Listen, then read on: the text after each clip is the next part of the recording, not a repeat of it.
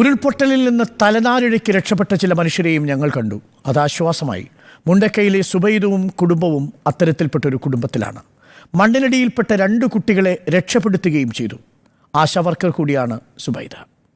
നമുക്കൊപ്പം ചേരുന്നുണ്ട് സുബൈദ. നമസ്കാരം സുബൈദ. ഈ ദുരന്തത്തിനിടയിലും വളരെ പ്രതീക്ഷ നൽകിയത് സുബൈദയുടെയും കുടുംബത്തിൻ്റെയും രക്ഷപ്പെടലാണ്. എന്താണെന്ന് സംഭവിച്ചതെന്ന് ഓർമ്മിച്ചെടുക്കാൻ കഴിയുന്നുണ്ടോ? എല്ലാവരും ഇപ്പോൾ സുരക്ഷിതരല്ലേ സുബൈദ?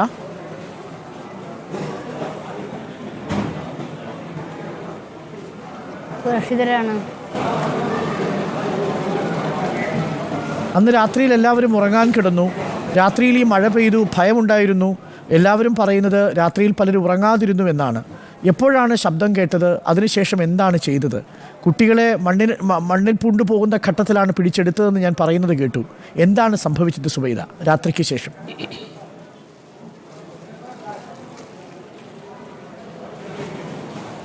രാത്രി 2 മണിക്കാണ് ഞങ്ങൾ വീട്ടിലേക്ക് വെള്ളം കയറിയത്.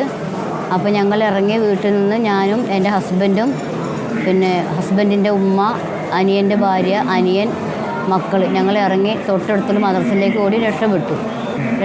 ഞങ്ങൾ അവിടെ പോയി നിന്ന് ഞങ്ങളുടെ പരിസരത്തുള്ള കുറച്ച് 10-100 പേരെ രക്ഷപ്പെടുത്തി ഞങ്ങൾ സേഫായി മദ്രസയുടെ വരാന്തയിൽ ഇരിക്കുന്ന സമയത്ത് 2:05 അടുത്ത വീണ്ടും ഉരുൾപൊട്ടി വന്നു. അതുകൂടി ഞങ്ങൾ നിൽക്കുന്ന മദ്രസയും അതിൻ്റെ പരിസരവും ഞങ്ങൾക്ക് സേഫ്റ്റി ഇല്ലാത്തപോലെ ഒരു ജർക്കിങ് തുടങ്ങി. അപ്പോൾ ഞങ്ങൾ അവിടെ നിന്ന് നേരെ വീട്ടിലേക്ക് ഒരു KSRTC ഇരിക്കുന്ന സ്ഥലമുണ്ട്, അങ്ങോട്ടേക്ക് മാറി. അവിടെ പക്ഷേ ഒരു അരമണിക്കൂർ കഴിഞ്ഞ ശേഷം വീണ്ടും പൊട്ടി. അപ്പോൾ ഞങ്ങൾ പിന്നെ ഒരു കുന്നിൻ്റെ മുകളിലേക്ക് കയറി ഓടാൻ നിന്ന സമയത്ത് അവിടെ ഞങ്ങൾക്ക് സേഫെല്ലാം തോന്നിയ സ്ഥിതിക്ക് ഞങ്ങളെല്ലാവരും കൂടി ഒരുമിച്ച് ആ ഒഴിഞ്ഞ സ്ഥലത്ത് തന്നെ വീണ്ടും വന്ന് രാത്രി 2 മണി മുതൽ രാവിലെ 7 മണി വരെ പ്രായം ചെന്നവർ മുതൽ കുട്ടികൾ മുതൽ എല്ലാവരും മഴയത്ത് നിൽക്കുകയായിരുന്നു.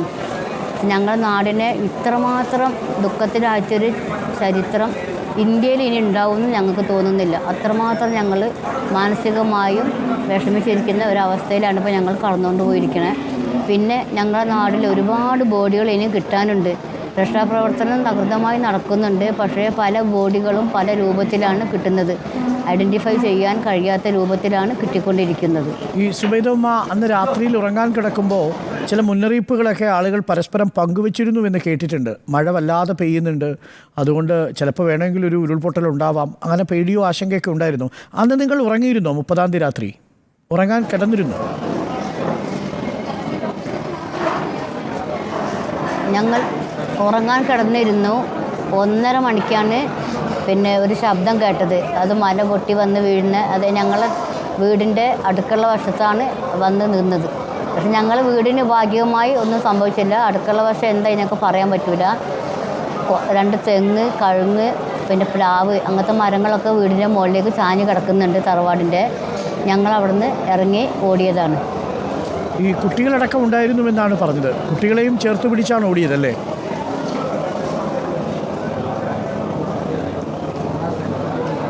ആ, 2 കുട്ടികൾ, 12 വയസ്സായൊരു മോളും 8 വയസ്സായൊരു മോളും, 2 പേര്. അവരെയും കൊണ്ട് പിന്നെ 73 വയസ്സായൊരു ഉമ്മയും, ഞങ്ങളെ ഉമ്മ, എല്ലാവരും സേഫാണ്. അത് ആശ്വാസകരമായൊരു കാര്യമാണ്. ഉമ്മ അംഗൻവാടി ടീച്ചർ ആയതുകൊണ്ട് തന്നെ കുറേ കുട്ടികൾ ആ ഭാഗത്തുണ്ടാവുമല്ലോ അല്ലേ? അവരുടെ എന്തെങ്കിലുമൊക്കെ വിവരമുണ്ടോ? അവരിൽ പലരും നമുക്ക് ആശാവർക്കർ കൂടിയാണല്ലേ? അപ്പോൾ ഉമ്മയ്ക്ക് അറിയായിരിക്കുമല്ലോ ആ ഭാഗത്തെ കുട്ടികളും ആൾക്കാരെയുമെല്ലാം. കുറേ പരിചയമുള്ളവരുണ്ടാവും, സുബൈദയുടെ സുഹൃത്തുക്കളുണ്ടാവും. അവരിൽ പലരും സുരക്ഷിതരായി തന്നെ ഇരിക്കുന്നുണ്ടോ ക്യാമ്പുകളിൽ? അറിയാമോ?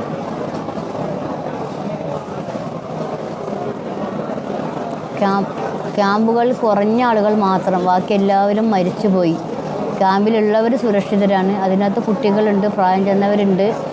പിന്നെ പ്രസവിച്ച് 15 ദിവസമായ ഒരു അമ്മയും കുഞ്ഞും. അമ്മേനെ കിട്ടി, കുഞ്ഞിൻ്റെ ബോഡി കിട്ടിയിട്ടില്ല. അവരുടെ കുടുംബം, ഉപ്പയും ഉമ്മയും എല്ലാവരും പോയി. പിന്നെ 2 വയസ്സായൊരു കുട്ടി, 3 വയസ്സായൊരു കുട്ടി, അവരുടെ ബോഡികളൊന്നും ഇതുവരെ കിട്ടിയിട്ടില്ല. പിന്നെ 16 വയസ്സിന്, 18 വയസ്സിന്, 20 വയസ്സിന് പ്രായമുള്ള ചെറുപ്രായ കുട്ടികളാണ് എല്ലാം പോയത്. ഞങ്ങൾ സ്കൂൾ പോയി, പള്ളി പോയി, അങ്ങനത്തെ ഒരു സ്ഥാപനങ്ങളും ഞങ്ങളുടെ നാട്ടിലില്ല. ഞങ്ങൾ പള്ളീൻ്റെ ഖത്തീബ് ഉണ്ടായിരുന്നു, അവരെ ബോഡി ഇന്നലെയാണ് കിട്ടിയത്. അതെ, പോയതൊക്കെ നമുക്ക് തിരിച്ചു പിടിക്കാൻ പലതും സാധിക്കും, മനുഷ്യരെ ഒഴിച്ച്. നമുക്കതൊക്കെ തിരിച്ചു പിടിക്കാം ഉമ്മ. അതിൽ കേരളം മുഴുവൻ ഒറ്റക്കെട്ടായിട്ട് ഉമ്മയ്ക്കൊപ്പം ഉണ്ട് കേട്ടോ. സങ്കടപ്പെടുകയൊന്നും വേണ്ട. പോയ സുഹൃത്തുക്കളെയൊക്കെ നമുക്ക് തിരിച്ചു പിടിക്കാൻ കഴിയില്ല. പക്ഷേ പുതിയ സുഹൃത്തുക്കളുണ്ട്, പുതിയ ആൾക്കാരുണ്ട്. അപ്പോൾ സന്തോഷമായിട്ടിരിക്കാൻ എനിക്ക് പറയാൻ കഴിയില്ല. പക്ഷേ എങ്കിലും ആശ്വസിച്ചിരിക്കൂ. ഉമ്മയ്ക്ക് അത്രേ സംഭവിച്ചിട്ടുള്ളൂ. ഒരുപാട് പേരെ നഷ്ടപ്പെട്ടു. അവരുടെ വീട് പൂർണ്ണമായും പോയി. ആ സ്ഥലമൊന്നും ഇപ്പോൾ തിരിച്ചറിയാൻ പോലും പറ്റുന്നില്ല ഉമ്മ.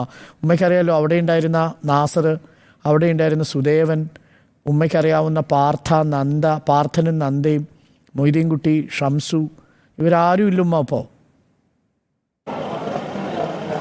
ക്യാമ്പിലുള്ള റൂമുകളിൽ ആരും തന്നെ ഭക്ഷണങ്ങൾ കൊണ്ടുവന്ന് തന്നാൽ അത് വാങ്ങി കഴിക്കരുതെന്ന് അറിയിച്ചു കൊടുക്കുന്നു.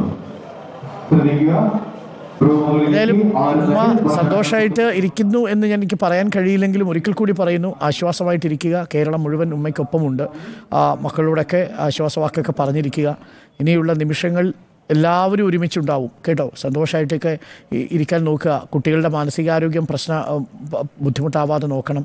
ഉമ്മയ്ക്കറിയാമല്ലോ, ഒരു ആശാ വർക്കർ ആയതുകൊണ്ട് ഉമ്മയ്ക്കതൊക്കെ ചെയ്യാൻ സാധിക്കും. ഇപ്പോൾ ഭക്ഷണവും കരുതലും ഒക്കെ കിട്ടുന്നുണ്ടല്ലോ അല്ലേ? അത്യാവശ്യം